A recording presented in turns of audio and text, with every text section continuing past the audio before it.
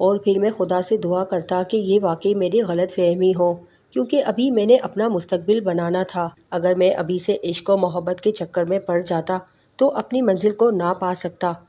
تقدیر نے بڑی مشکلوں سے ایک موقع فراہم کیا تھا، میں نے اگر یہ موقع بھی گنوا دیا تو پھر ہمیشہ ٹھوکریں کھاتا رہوں گا۔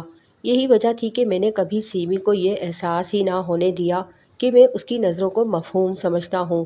میں ایک قدم بھی اس راستے پر نہیں رکھنا چاہتا تھا جو راستہ رسوائیوں کا راستہ ہو سکتا ہے، جو میرے مستقبل، میری انا اور خودداری کی قتل گاہ تک جا سکتا ہے۔ میں کئی روز تک بڑی سنجیدگی سے اس مسئلے پر غور کرتا رہا اور اس نتیجے پر پہنچا کہ السلام علیکم۔ کہانی سننے سے پہلے آپ میرے اردو قصہ کہانیاں چینل کو سبسکرائب کر کے بیل نوٹیفیکیشن کو آن کر دیں تاکہ آپ کو ملتی رہے میری ہر آنے والی ویڈیو کا نوٹیفیکیشن۔ کہانی پسند آنے پر ویڈیو کو لائک شیئر ضرور کیجیے۔ صحت بہت پیاری چیز ہے۔ اگر آپ کی صحت اچھی ہے تو آپ دنیا کی خوش قسمت انسان ہیں۔ دولت کی کوئی اہمیت نہیں ہے۔ اگر آپ کے پاس کروڑوں روپے ہیں اور آپ کی صحت اچھی نہیں ہے، آپ چل پھر نہیں سکتے، آپ دیکھ نہیں سکتے، آپ سن نہیں سکتے، تو ایسی دولت کس کام کی؟ اللہ تعالیٰ ہم کو دنیا میں ہی جنت دکھاتا ہے۔ ہم ہر روز ایک دوسرے کو دیکھتے ہیں، ایک دوسرے سے ملتے ہیں۔ ہم دنیا میں رہ کر جنت کے نظارے دیکھ رہے ہیں۔ دل کو خوشیاں روزانہ ملتی ہیں، لیکن ہمیں خوشیاں نظر نہیں آتی۔ دل تو بڑا معصوم ہے، بڑا پاگل ہے، یہ کبھی خوش نہیں ہوتا۔ اگر آپ کسی کو دکھ دیں گے تو آپ کو بھی دکھ ہی ملے گا، اور اگر خوشیاں دیں گے تو آپ کو بھی خوشیاں ہی ملیں گی۔ عورت محبت کرنے کے لیے ہوتی ہے۔ عورت سے نفرت کرنے والے انسان وحشی ہوتے ہیں۔ عورت کا دل بہت نازک ہوتا ہے، ایک بار ٹوٹ جائے تو پھر وہ نہیں جڑ پاتا۔ عورت بہت ناسمجھ ہوتی ہے، اپنا اچھا برا نہیں سمجھتی۔ محبت اندھی ہوتی ہے، عورت اندھی نہیں ہوتی۔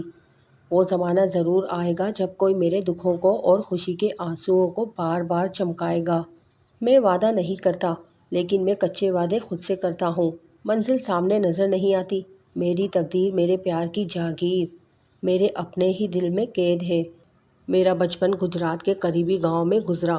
مجھ سے بڑے 2 بھائی اور ایک بہن مجھ سے چھوٹی تھی۔ والد صاحب سرکاری ملازم تھے، گزر بسر ٹھیک ہو رہی تھی۔ سب سے بڑے بھائی ارشد نے ایم اے کرنے کے بعد ایک سرکاری کالج میں لیکچرشپ حاصل کر لی تھی اور اس کے چند ماہ بعد ان کی شادی کر دی گئی۔ مجھ سے بڑے بھائی امجد اور چھوٹی بہن شازیہ کا رشتہ والد صاحب نے اپنے بھائی کے ہاں کر دیا تھا۔ امجد نے BCom کر کے ملازمت شروع کر دی تھی، جبکہ میں ابھی فرسٹ ایئر میں ہی تھا کہ والد صاحب کو ہارٹ اٹیک ہوا اور وہ اپنے خالق کی حقیقی سے جا ملے۔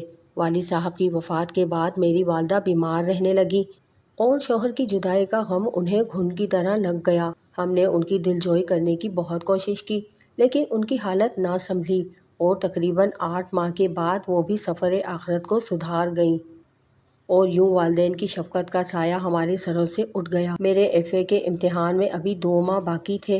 بھائیوں کا رویہ میرے ساتھ بدلنے لگا، خاص طور پر بھابھی کسی نہ کسی بہانے مجھے نیچا دکھانے اور برا بھلا کہنے کی کوشش کرتی۔ ان کی جلی کٹی سن کر میں خون کے آنسو پی کر رہ جاتا۔ آمدن ہے کوئی نہیں اور اسے پڑھائی کا شوق چڑھا ہوا ہے، پڑھ لکھ کر کون سا تم نے ڈپٹی کمشنر بن جانا ہے؟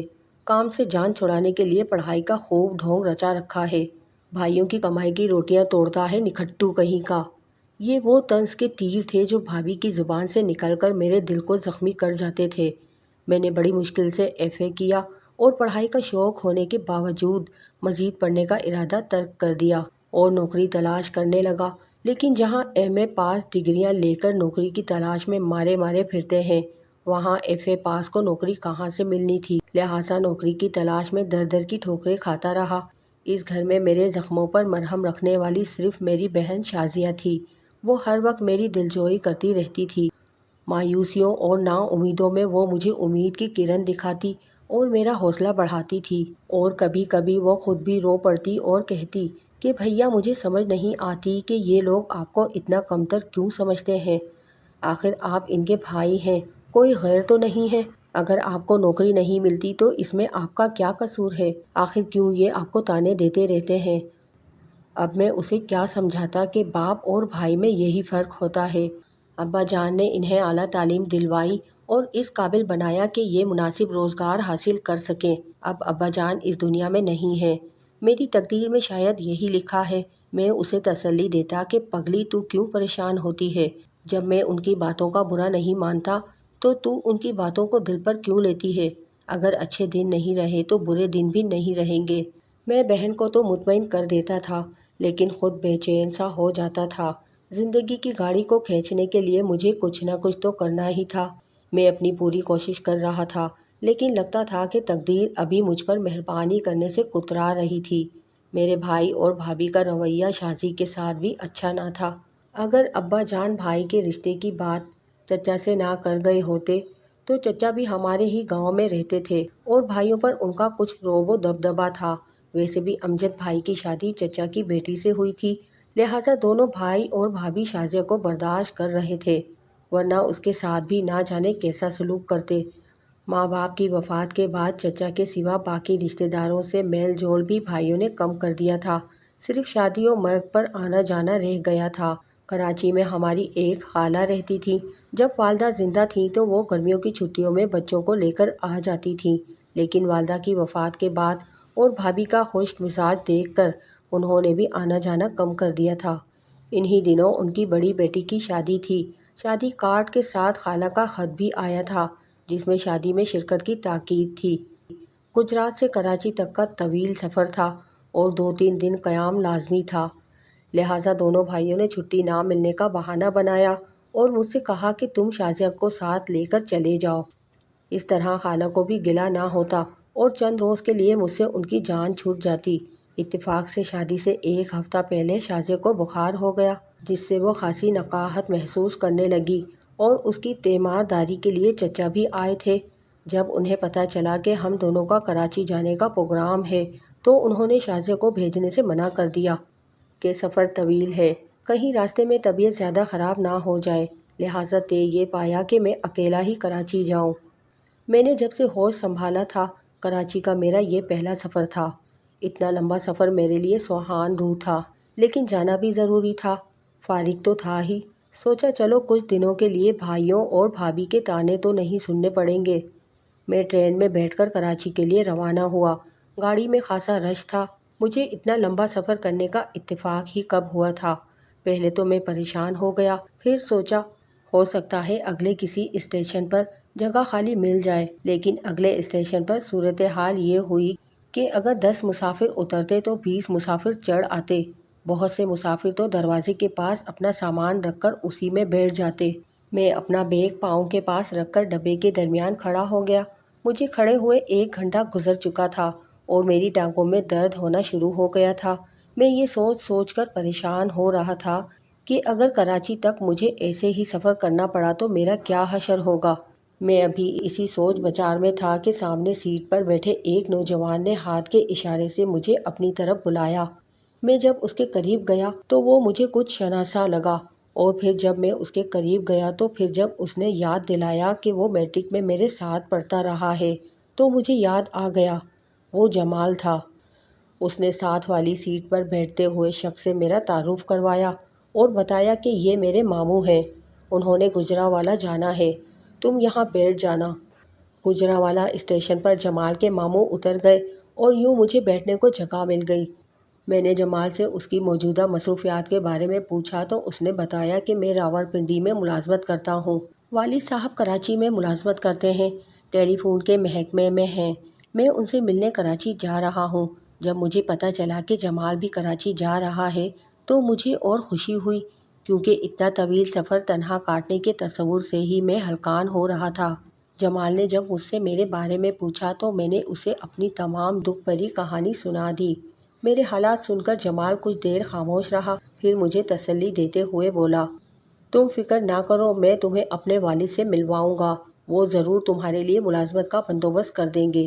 جمال میرے لیے فرشتہ ثابت ہو رہا تھا۔ ملازمت میرے لیے اس وقت اہم ضرورت تھی۔ بھابھی کی باتیں سن سن کر میں عاجز آ گیا تھا۔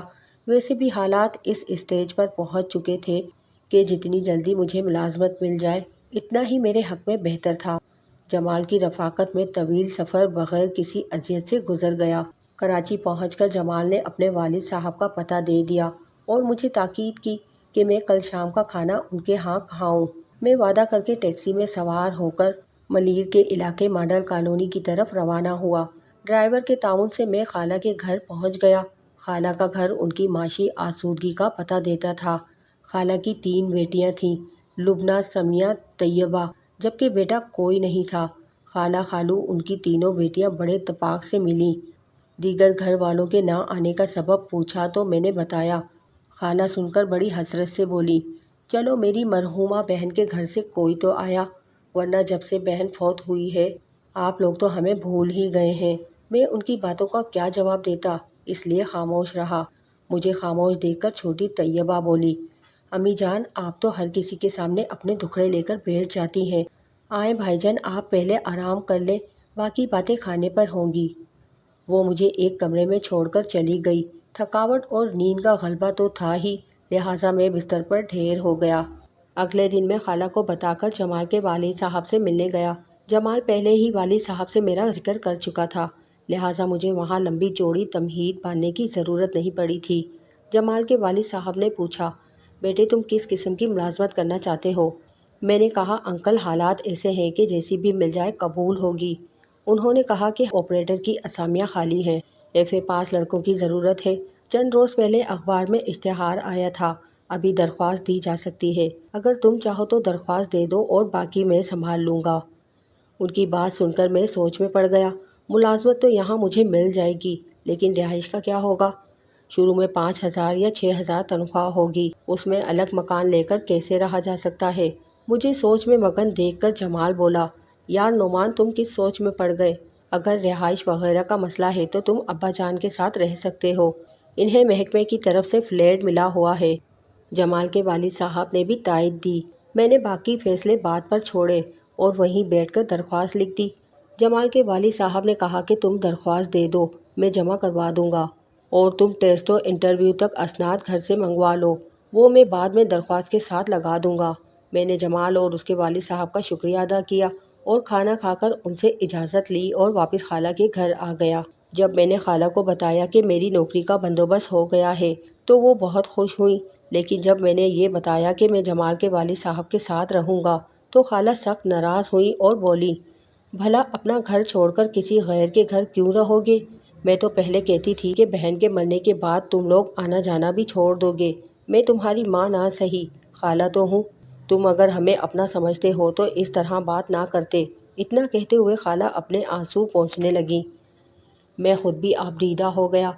ایک سگے بھائی تھے جو میرا وجود برداشت نہیں کرتے تھے، اور ایک یہ خالہ تھی کہ اپنے گھر رکھنے پر مجبور کر رہی تھیں۔ جب باقی گھر والوں نے بھی اصرار کیا تو میں نے خالہ کے ہاں رہنے کا فیصلہ کر لیا۔ مجھے اپنی بہن شازیہ بہت یاد آ رہی تھی۔ اس گھر میں وہی تو تھی مجھ سے محبت کرنے والی۔ میں نے اسے کال کر کے ساری صورتحال بتا دی اور اسناد وغیرہ فیکس کرنے کا کہا۔ اگلے 3-4 دن شادی کے ہنگاموں میں گھر کی مصروفیات میں گزر گئے۔ لبنہ کی شادی ہو گئی۔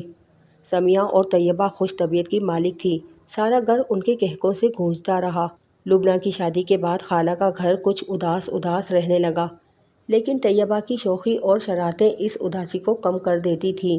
سمیہ، جس کو سبھی سیمی کہتے تھے، اس کی طبیعت دونوں بہنوں سے مختلف تھی۔ وہ بہت کم مجھ سے بات کرتی تھی، اس لیے میں نے کبھی اسے محسوس نہ کیا۔ چند روز کے بعد میرا ٹیسٹ اور انٹرویو ہوا اور یوں محکمہ ٹیلی فون میں آپریٹر کی جاب مل گئی۔ میں نے جمال کا اور اس کے والد صاحب کا بہت شکریہ ادا کیا، اور پھر میں نے شازیہ کو کال کر کے خوشخبری سنائی۔ اس نے میرے لیے نیک خواہشات کا اظہار کیا۔ ملازمت ملنے پر بھائی اور بھابھی کی طرف سے بھی مبارکباد کی کال آئی۔ میں نے ملازمت شروع کر دی اور خالہ کے گھر رہنے لگا۔ خالہ کے گھر میں مجھے بہت اپنائیت ملی، میرا ہر طرح سے خیال رکھا جاتا۔ شام کو کبھی کبھی ہم آئس کریم کھانے کے لیے چلے جاتے تھے۔ طیبہ آئس کریم کی بہت شوقین تھی، کوئی بات ہوتی تو وہ کہہ اٹھتی، واہ یہ تو بڑی خوشی کی بات ہے، اسی خوشی میں آج شام کو آئس کریم کھانے چلیں گے۔ اس کی اس بات پر ایک بھرپور کہکا ابھرتا۔ میں نے محسوس کیا کہ سیمی مجھ سے کچھ نروس رہتی ہے۔ کبھی مجھے لگتا جیسے وہ کوئی بات مجھ سے کہنا چاہتی ہے لیکن کچھ نہیں کہتی۔ کھانے کے میز پر یا چائے کے دوران مجھے محسوس ہوتا جیسے مجھے کوئی دیکھ رہا ہے۔ جب میں سر اٹھا کر دیکھتا تو سیمی کو اپنی طرف متوجہ پاتا، جو ہی آنکھیں چار ہوتی وہ آنکھیں جھکا لیتی۔ میں جوں جوں سیمی کے بارے میں سوچتا میری بے چینی اور پریشانی میں اضافہ ہو جاتا۔ خالہ اور خالو نے ایک ایسے وقت میں جب میرے سگے بھائی میرا وجود بوجھ محسوس کرتے تھے، مجھے اپنے بیٹے کی طرح اپنے گھر میں جگہ دی۔ میں ان کے احسانوں تلے دبا ہوا تھا، لیکن سیمی کا رویہ مجھے احساس فراموشی پر اکسا رہا تھا۔ وہ میری خالہ کی بیٹی تھی۔ خاندان میں اس طرح کے رشتے ہوتے رہتے ہیں۔ شازیہ اور امجد بھائی کا رشتہ بھی تو چچا کے گھر ہوا تھا، لیکن یہاں صورتحال مختلف تھی۔ خالو کی اپنی مالی حیثیت ٹھیک تھی، جبکہ میں معمولی ملازم تھا اور خالہ کے گھر میں مقیم تھا۔ آخر ایک اعتماد تھا جو انہوں نے مجھے اپنے گھر میں جگہ دی تھی، پھر میں ان کے اعتماد کو کس طرح ٹھیس پہنچا سکتا تھا؟ لڑکیاں تو ہوتی ہی بے وقوف ہیں۔ وہ ہواؤں میں محل بنانے اور پانی کی سطح پر لکھنے کی کوشش کرتی ہیں۔ میں کس طرح اس کے ساتھ اس کے سراب کے پیچھے بھاگ سکتا تھا؟ میرا ضمیر اس کے لیے آمادہ نہیں ہو رہا تھا۔ کبھی کبھی میں سوچتا کہ یہ سب میرا وہم بھی ہو سکتا ہے، اور پھر میں خدا سے دعا کرتا کہ یہ واقعی میری غلط فہمی ہو، کیونکہ ابھی میں نے اپنا مستقبل بنانا تھا۔ شازیہ کی شادی کے سلسلے میں اپنا فرض بھی ادا کرنا تھا۔ میں شازیہ کو جہیز میں زندگی کی ہر آرائش دینا چاہتا تھا۔ بھائیوں نے اپنے طور پر اس کے جہیز کے لیے بندوبست کر رکھا تھا۔ میں نے محکمانہ ترقی کے لیے ملازمت کے ساتھ ساتھ BA کی تیاری بھی شروع کر دی تھی۔ اگر میں ابھی سے عشق و محبت کے چکر میں پڑ جاتا تو اپنی منزل کو نہ پا سکتا۔ تقدیر نے بڑی مشکلوں سے ایک موقع فراہم کیا تھا۔ میں نے اگر یہ موقع بھی گنوا دیا تو پھر ہمیشہ ٹھوکریں کھاتا رہوں گا۔ یہی وجہ تھی کہ میں نے کبھی سیمی کو یہ احساس ہی نہ ہونے دیا کہ میں اس کی نظروں کو مفہوم سمجھتا ہوں۔ میں ایک قدم بھی اس راستے پر نہیں رکھنا چاہتا تھا جو راستہ رسوائیوں کا راستہ ہو سکتا ہے، جو میرے مستقبل، میری انا اور خودداری کی قتل گاہ تک جا سکتا ہے۔ میں کئی روز تک بڑی سنجیدگی سے اس مسئلے پر غور کرتا رہا اور اس نتیجے پر پہنچا کہ مجھے اب یہ گھر چھوڑ کر الگ فلیٹ لے لینا چاہیے۔ اب میری تنخواہ اتنی تھی کہ میں الگ فلیٹ لے کر رہ سکتا تھا، لہٰذا ایک روز کھانے کی ٹیبل پر میں نے خالہ سے مخاطب ہو کر کہا، خالہ جان، میں آپ سے ایک بات کرنا چاہتا ہوں۔ خالہ بولی، ہاں بیٹا، اس میں پوچھنے والی کون سی بات ہے؟ لیکن آپ اس کا غلط مطلب نہیں لیں گی، میں نے حوصلہ کر کے کہہ ہی دیا۔ خالہ جان، آپ نے جس طرح مجھے محبت دی اور ہر طرح سے میرا خیال رکھا، میرے پاس الفاظ نہیں کہ میں آپ سب کا شکریہ ادا کیسے کروں۔ اب میں اس قابل ہو گیا ہوں کہ الگ فلیٹ لے کر رہ سکتا ہوں، اس لیے آپ مجھے اجازت دیں کہ میں… خالہ نے میری پوری بات نہ ہونے دی اور کہنے لگی، ہم نے تمہیں غیر سمجھ کر نہیں، اپنا بیٹا سمجھ کر اس گھر میں رکھا تھا۔ ہمارا کون سا کوئی بیٹا ہے؟ تمہارے یہاں رہنے سے ہمارے بیٹے کی کمی پوری ہوگی، اور تم ہو کہ غیروں جیسی باتیں کر رہے ہو۔ اگر تمہیں اس گھر میں کوئی تکلیف ہے… نہیں خالہ جان، میرا تو آپ نے اس طرح خیال رکھا ہے کہ میں اسے ساری زندگی فراموش نہیں کر سکتا۔ میں تو یہ چاہتا ہوں کہ… خالہ نے پھر میری بات کاٹ دی، تمہیں الگ رہنے کی کوئی ضرورت نہیں، تم یہیں رہو گے۔ خالہ نے فیصلہ سنا دیا اور میں نے خاموشی سے ان کے فیصلے کے آگے نہ چاہتے ہوئے سر جھکا دیا۔ خالہ نے مجھے کہا اور فوراً بول اٹھیں، یہ ہوئی نا بات، اس خوشی کے موقع پر سب کو میری طرف سے آئس کریم کی ٹریٹ۔ سب ہنس دیے۔ میں نے کنکھیوں سے سیمی کی طرف دیکھا، اس کا چہرہ بھی کھل اٹھا تھا۔ اگلے روز سیمی میرے کمرے میں آئی اور عجیب انداز میں میری طرف دیکھنے لگی۔ میں نے اس سے پوچھا، کیا بات ہے؟ میرے اتنا کہنے کی دیر تھی کہ جیسے ضبط کے سارے بندھن ٹوٹ گئے۔ وہ سیلاب جو نہ جانے کب کا رکا ہوا تھا، اس کی آنکھیں ہی نہیں، وہ بھی مجھ پر برس رہی تھی۔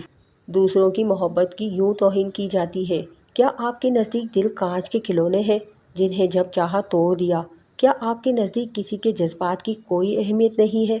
اگر ایسا ہے تو پھر بڑے شوق سے یہ گھر چھوڑ کر چلے جائیں۔ آپ کو جانے کی بات کرنے سے پہلے یہ تو سوچ لینا چاہیے تھا کہ آپ کی اس بات سے کسی کے دل پر کیا گزرے گی۔ مجھے افسوس ہے کہ میں اتنے عرصے میں آپ کو اپنی محبت کا احساس نہ دلا سکی۔ میری محبت میں شاید کوئی کمی تھی، میں اپنی نظروں میں آپ گر گئی ہوں، لیکن آج میں آپ کو بتا دینا چاہتی ہوں کہ جس دن آپ یہ گھر چھوڑ کر گئے، میں یہ دنیا چھوڑ دوں گی۔ میں نے لاکھ خود کو سمجھانا چاہا کہ جو تمہاری نظروں کا مفہوم نہیں سمجھتا، جس کا دل تمہارے دل کے ساتھ نہیں دھڑکتا، آخر تم کیوں اس کے پیچھے دیوانی ہو رہی ہو؟ میں اپنی زندگی آپ کے نام کر چکی ہوں اور یہ میرا آخری فیصلہ ہے کہ میں آپ کے بغیر نہیں رہ سکتی۔ اتنا کہہ کر وہ آنسو پوچھتے ہوئے باہر نکل گئی۔ میں عجیب کشمکش میں پڑ گیا تھا۔ اس گھر میں مجھے بہت محبت ملی تھی، لیکن سیمی کی محبت نے مجھے آزمائش میں ڈال دیا تھا۔ سیمی بہت خوبصورت، حساس اور سلجھی ہوئی لڑکی تھی، لیکن میری اس گھر میں حیثیت ایسی تھی کہ میں سیمی کو پسند کرنے کے باوجود اس سے اپنی محبت کا اظہار نہیں کر سکتا تھا۔ خالہ کو جب اس بارے میں پتہ چلے گا تو وہ کیا سوچیں گی؟ چند دنوں بعد گھر سے بھائی نے کال کی کہ چچا شازیہ کی شادی کی تاریخ مانگنے آئے تھے۔ اگلے ماہ کی 12 تاریخ طے پائی ہے، تم یکم کو چھٹی لے کر آ جانا۔ میں نے یکم سے پہلے چھٹی لی اور خالہ کو ماں فیملی شادی میں شرکت کی تاکید کی اور انہوں نے وعدہ کیا کہ وہ سب آئیں گے۔ میں نے جو رقم پس انداز کی تھی وہ ہمراہ لی اور گھر آ گیا۔ میرے پاس جتنی رقم تھی میں نے بھائی کے حوالے کر دی۔ شازیہ کے لیے میں بہت سی چیزیں خرید کے لایا تھا۔ شازیہ کی خوشی کا کوئی ٹھکانہ نہ تھا۔ بھائیوں اور بھابھی کا رویہ بھی اب میرے ساتھ ٹھیک تھا۔ کمانے جو لگ گیا تھا، میں اب ان پر بوجھ نہیں تھا۔ شادی سے 2 دن پہلے خالہ، خالو، سیمی، طیبہ بھی آ گئیں۔ شادی کا مرحلہ خیریت سے ختم ہوا اور ہم کراچی کے لیے آ گئے۔ کراچی آ کر میں سیمی سے نظریں نہ ملاتا۔ میں نہیں چاہتا تھا کہ وہ میری نظروں سے بھی محبت کا پیغام پڑھ لے اور پھر ایک سراب کے پیچھے بھاگنا شروع کر دے۔ میں اب خود بھی سیمی سے محبت کرنے لگا تھا۔ میرا دل چاہتا تھا کہ سیمی کے آنسو پہنچ کر اس سے اپنی محبت کا اظہار کروں، لیکن میں نے خود کو قابو میں رکھا۔ میں نے اسے اپنی محبت کا احساس نہ ہونے دیا۔ میں چاہتا تھا کہ وہ باز آ جائے، مجھ سے مایوس ہو جائے اور میں خالہ اور خالو کی نظروں سے گرنے سے بچ جاؤں۔ سیمی مجھ سے اپنی محبت کا اظہار کر چکی تھی۔ اس کے بعد بھی میری بے رخی سے وہ کچھ اداس رہنے لگی تھی۔ مجھے اس کی حالت پر ترس بھی آتا تھا اور پیار بھی۔ صرف میری انا اور خودداری کی وجہ سے میں ایک معصوم لڑکی کی محبت کے پاکیزہ جذبوں کو نظر انداز کر کے اس کا دل تڑپا رہا تھا، لیکن میں جو کچھ کر رہا تھا ٹھیک کر رہا تھا۔ چند ہی دنوں میں مجھے احساس ہوا کہ جیسے طیبہ کو اس صورتحال کا پتہ چل چکا ہے۔ وہ ڈھکے چھپے الفاظ میں کبھی مجھے اور کبھی سیمی سے چھیڑخانی کرتی۔ سیمی نے خود اسے اپنا رازدار بنایا تھا یا اسے خود ہی اس معاملے کی بھنک پڑ گئی تھی؟ یہ بات میرے لیے تشویشناک تھی، کیونکہ اگر طیبہ کو پتہ چل سکتا تھا تو خالہ اور خالو کو بھی اس معاملے کی ہوا لگ سکتی تھی۔ میں اس بارے میں فکر مند رہنے لگا اور سیمی سے گفتگو میں مزید احتیاط کرنے لگا۔ ایک دن طیبہ میرے پاس آئی اور کہنے لگی، بھائی جان، آپ کو پتہ ہے کہ آپی آپ سے محبت کرتی ہیں۔ وہ آپ کی محبت میں اس قدر آگے نکل چکی ہیں کہ اگر اب آپ انہیں نہ ملے تو شاید وہ خودکشی کر سکتی ہیں۔ وہ اتنی حساس ہے کہ مجھے اب ان کی طرف سے فکر رہنے لگی اور وہ کہیں کچھ کر ہی نہ لیں۔ لہٰذا آپ نے جو بھی فیصلہ کرنا ہے جلدی کر لیں اور مجھے اپنے فیصلے سے آگاہ کر دیں۔ وہ اس قدر سنجیدگی سے بات کر رہی تھی کہ میں حیران رہ گیا۔ اس کی باتوں نے مجھے پریشان کر دیا تھا۔ میں نے اس سے کہا، طیبہ، تم جانتی ہو کہ اس گھر میں میری پوزیشن کیا ہے۔ میرے اختیار میں کچھ بھی نہیں ہے۔ میرے چاہنے سے کیا ہو سکتا ہے؟ تم سیمی کو سمجھاؤ کہ خود کو تقدیر کی لہروں کے رحم و کرم پر چھوڑ دے۔ وہ جہاں لے جائے سو لے جائے، ورنہ زندگی عذاب بن جاتی ہے۔ مجھے اس گھر سے تحفظ اور محبت ملی ہے۔ خالہ نے مجھے اپنے بیٹوں کی طرح رکھا ہے۔ میں کوئی ایسا کام نہیں کرنا چاہتا کہ جس سے خالہ کے اعتماد کو ٹھیس پہنچے۔ میں نے سیمی سے اس لیے اپنی محبت کا اظہار نہیں کیا۔ ابھی سیمی یہ سمجھ رہی ہے کہ اس کی محبت یک طرفہ ہے۔ اگر اسے علم ہو گیا کہ میں بھی اس سے محبت کرتا ہوں اور حالات نے ہمارا ساتھ نہ دیا، ہم نہ مل پائے، تو خود سوچو اس کی حالت کیا ہوگی۔ میں تم سے یہی کہوں گا کہ جب تک حالات ہمارے حق میں نہیں ہو جاتے تم اسے نہ بتانا۔ طیبہ کچھ دیر سوچتی رہی، پھر بولی، یہ آپ مجھ پر چھوڑ دیں۔ میں صرف آپ کی رائے لینا چاہتی ہوں کہ آپ اس بات پر راضی ہیں کہ نہیں۔ تو بس ٹھیک ہے، یہ کہہ کر وہ کمرے سے باہر چلی گئی۔ چند روز کے بعد میں دفتر سے گھر آیا تو دیکھا چچا جان، بھائی جان، بڑی بھابھی خالہ کے گھر موجود تھے۔ میں انہیں دیکھ کر حیران بھی ہوا اور خوش بھی۔ تھوڑی دیر بعد میں نے ان سے آنے کی وجہ پوچھی تو پتہ چلا کہ وہ میرے لیے سیمی کا رشتہ مانگنے آئے ہیں۔ طیبہ نے کال کر کے انہیں پتہ نہیں کیا بتایا کہ وہ رشتہ مانگنے آ گئے۔ میں خوش بھی تھا۔ جب چچا نے خالہ سے بات کی تو وہ بولی، نعمان نہایت سعادت مند لڑکا ہے۔ میں اس کے حسن و اخلاق اور حسن کردار سے بہت متاثر ہوں۔ اسے میں نے بہت پہلے ہی اپنا بیٹا بنانے کا فیصلہ کر لیا تھا، اس لیے ہماری طرف سے ہاں ہی سمجھیں۔ میری خوشی کا کوئی ٹھکانہ نہ رہا۔ آج مجھے یقین ہو گیا کہ سیمی کو مجھ سے کس قدر محبت ہے۔ میرے دل میں جو خدشات تھے وہ بے بنیاد نکلے اور خالہ نے بڑی محبت اور خوشی سے یہ رشتہ منظور کر لیا۔ شادی 1 سال بعد ہونا قرار پائی تھی تاکہ اس وقت تک میں اپنے پاؤں پر کھڑا ہو جاؤں۔ کچھ عرصے بعد میں نے محسوس کیا کہ اب میرا خالہ کے گھر رہنا مناسب نہیں ہے۔ جب میں نے خالہ سے بات کی تو انہوں نے بھی اجازت دے دی، کیونکہ اب میں نے ان کی بیٹی کو بہانے آنا تھا۔ میں نے ایک مناسب سا فلیٹ کرائے پر لے لیا اور شادی کی تیاری شروع کر دی۔ جوں جوں وقت گزرتا رہا، میں مسرتوں کی وادی میں گم ہوتا جا رہا تھا۔ کراچی میرے لیے بڑا اچھا ثابت ہوا تھا۔ اس شہر نے مجھے بڑی خوشیاں اور بڑا مقام دیا تھا، اور اب ایک محبت کرنے والی بیوی میری زندگی میں آنے والی تھی۔ میں اپنی خوش قسمتی پر ناز کرنے لگا تھا۔ اب میں خالہ کے گھر بہت ہی کم جاتا تھا۔ اگر جاتا بھی تو سیمی میرے سامنے نہ آتی اور میں کچھ دیر کے بعد واپس پلٹ آتا۔ ایک دن میں خالہ کے گھر گیا۔ کچھ دیر کے لیے خالہ کچن میں گئیں تو میں نے طیبہ سے سیمی کے بارے میں پوچھا تو انہوں نے بڑی افسردگی سے بتایا کہ بھائی جان جب سے آپ دونوں کا رشتہ طے ہوا ہے، باجی کو جیسے چپ ہی لگ گئی ہے۔ دکھ کی پرچھائیاں ان کے چہرے پر عیاں ہونے لگی ہیں۔ مجھے تو ایسا لگتا ہے جیسے وہ اس شادی پر خوش نہیں ہے۔ میں نے حیران ہو کر اس کی طرف دیکھا۔ طیبہ یہ تم کیا کہہ رہی ہو؟ یہ کیسے ممکن ہے؟ سیمی نے خود مجھ سے کہا تھا اور تم نے بھی اس کی تصدیق کی تھی کہ وہ میرے بغیر نہیں رہ سکتی۔ پھر یہ اچانک تبدیلی کیسی؟ ضرور تمہیں کوئی غلط فہمی ہوئی ہوگی۔ اب میرا اس سے ملنا مناسب نہیں ہے۔ طیبہ تم ہی پتہ چلاؤ اسے کیا پریشانی ہے۔ طیبہ نے مجھ سے وعدہ کیا کہ وہ اصل بات کا پتہ لگائے گی۔ میں خالہ سے ملے بغیر وہاں سے اٹھ آیا۔ طیبہ کی بات نے مجھے پریشان کر دیا تھا۔ جو لڑکی میرے بغیر زندہ نہیں رہ سکتی تھی وہ مجھ سے شادی پر خوش نہیں تھی۔ چند دنوں کے بعد میں پھر خالہ کے ہاں گیا اور موقع ملتے ہی طیبہ سے پوچھا۔ وہ بولی، آپ کو تو پتہ ہے کہ آپ ہی بہت حساس طبیعت کی مالک ہیں۔ وہ آپ سے بے پناہ محبت کرتی تھیں اور اس کا اظہار بھی انہوں نے آپ سے کیا تھا۔ وہ سمجھتی ہیں کہ آپ کو ان سے محبت نہیں ہے، ورنہ آپ اس کا اظہار ضرور کرتے۔ ان کا خیال ہے کہ صرف میرے کہنے پر شادی کے لیے راضی ہوئے ہیں، اور چونکہ آپ کے گھر والوں کو بھی میں نے بلایا تھا، اس لیے وہ سمجھتی ہے کہ آپ یہ شادی مجبوراً یا بس ایسے ہی کر رہے ہیں۔ آپ ہی کا کہنا ہے کہ وہ کسی ایسے شخص سے کیسے شادی کر سکتی ہے جسے اس کے ساتھ محبت ہی نہ ہو، جو اتنے عرصے تک میری محبت ہی نہ سمجھ سکا۔ اس کے ساتھ کیا زندگی گزارنی؟ اگر امی ابو نے ہاں نہ کر دی ہوتی تو میں اس شادی سے انکار کر دیتی۔ طیبہ کے الفاظ میری سماعت پر ہتھوڑوں کی طرح برس رہے تھے۔ میں نے طیبہ سے التجا کی، پلیز طیبہ اسے سمجھاؤ اور اسے بتاؤ کہ میں اس سے محبت کرتا تھا، لیکن محبت کے اظہار میں کیا رکاوٹیں حائل تھیں۔ اگر مجھے اس سے محبت نہ ہوتی تو میں اس سے شادی پر کیوں راضی ہوتا؟ کیا صرف کسی کا دل رکھنے کے لیے کوئی کسی سے بھی شادی کو تیار ہو جاتا ہے؟ میں نے اسے بہت سمجھایا، لیکن وہ کہتی ہیں کہ تم صرف میرا دل رکھنے کے لیے یہ سب کچھ کہتی ہو۔ میں نے طیبہ سے کہا کہ تم اسے پھر سمجھاؤ، میری طرف سے اسے یقین دلاؤ۔ اگر پھر بھی اسے یقین نہ آیا تو پھر میں خود اس سے بات کروں گا۔ میں جتنی دیر وہاں رہا سیمی مجھے نظر نہ آئی۔ میں خالہ سے اجازت لے کر واپس آ گیا۔ میں سوچ رہا تھا کہ شادی کے بعد اسے یقین آ جائے گا کہ میں اس سے محبت کرتا ہوں یا نہیں۔